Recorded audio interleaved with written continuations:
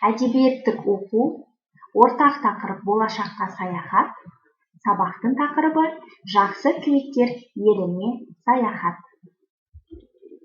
Оқу мақсаты: мұғалімнің көмегімен шығарманың композициялық құрылымын, сюжеттің басталуы, дамуы, шиеленісуі, шарықтау шегі, шешімін анықтау. Суретке қараңдар. Балаларға қандай тілек айтар едің? Асығың алшысынан түссін деген тілектің мағынасын қалай түсінесің? Алшы асықтың ең жоғарғы тұрысы. Асығы алшысынан түскен ойыншы ойынды бірінші бастайды. Ойын барысында кімнің асығы алшысынан түссе, сол жеңген болып саналады. Сондықтан қазақтар біреуге үлкен табыс тілегенде асығың алшысынан түссін деп айтады. Себебі алшы дегеніміз ол жолы болғанды, табысты, жеңісті және үстемдікті білдіреді. Түсініп оқы. Жеті түсті желбір гүл. Ертеде Женя деген қыз болыпты. Бір күні анасы қызын дүкенге тоқаш алып келуге жібереді. Тоқаштарын сатып алған Женя жан-жағына қарап келе жатты. Көзіне көрінген қарғаларды санады. Женяның артынан еріп келе жатқан ит оның сөмкесін кесіп, жол бойы тоқаштарын бір-бірлеп жеп қойған еді. Кенет Женя өзінің сөмкесі жеп-жеңіл болып қалғанын сезді. Итті қуа жөнелді. Ит жеткізбеді. Бірақ Женя өзі жолдан адасып кетті.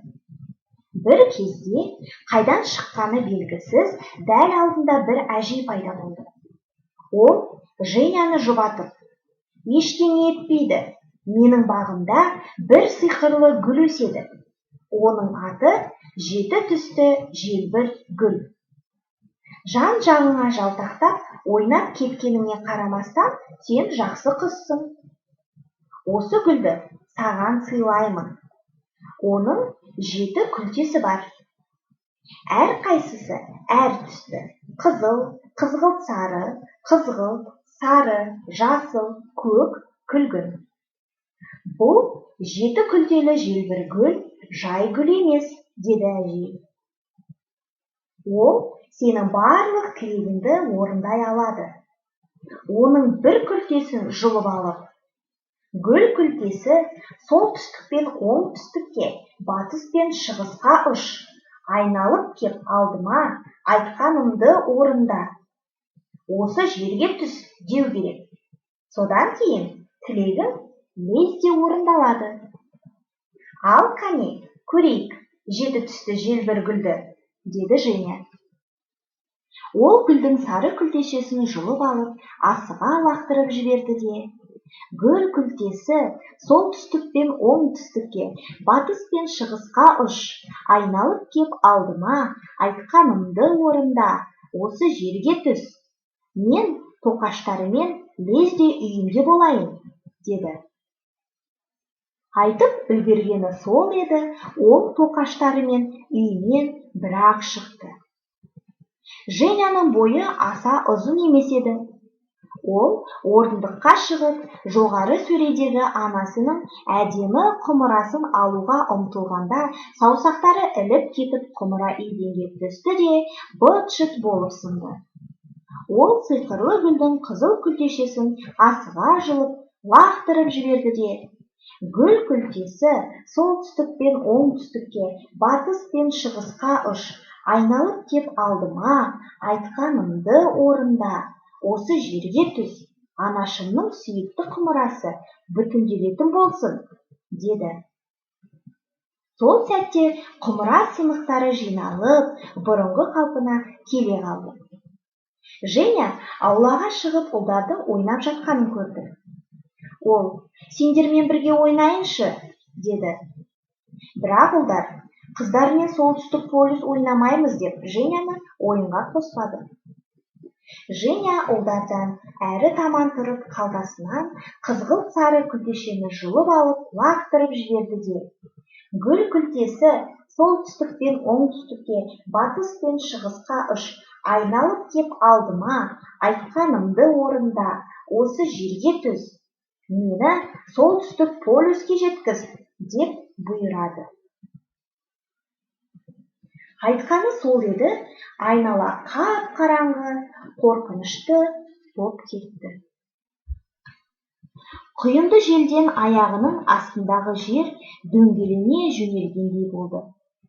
Солтүстік полюсте жападан жалғыз өзі, үсіп жаураған саусақтарымен жасыл күлтешені жұлып алып лақтырып жіберді де, гүл күлтесі солтүстік пен оңтүстікке, батыс пен шығысқа ұш, айналып кеп алдыма, айтқанымды орында, осы жерге түс, өз аулама қайта жеткіз деді. Сол сәтте-ақ ол өз ауласына топ ете түсті. Өте қызықты мәтін. Енді осы мәтін бойынша тапсырмаларды орындап көрейік. Оқиға қалай басталды? Женя солтүстік полюс туралы алдын ала білді ме? Ертегіде кейіптеу кейіпкері бар ма? Кейіптеу дегеніміз әртүрлі жануарларды, табиғат құбылыстарын немесе жансыз нәрселерді адам кейпіне келтіріп суреттейтін көркемдік тәсіл.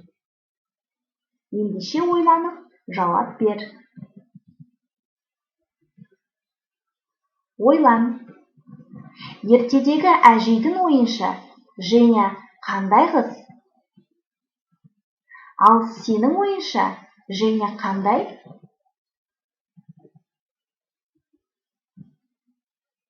Енді пікіріңді айтып көр.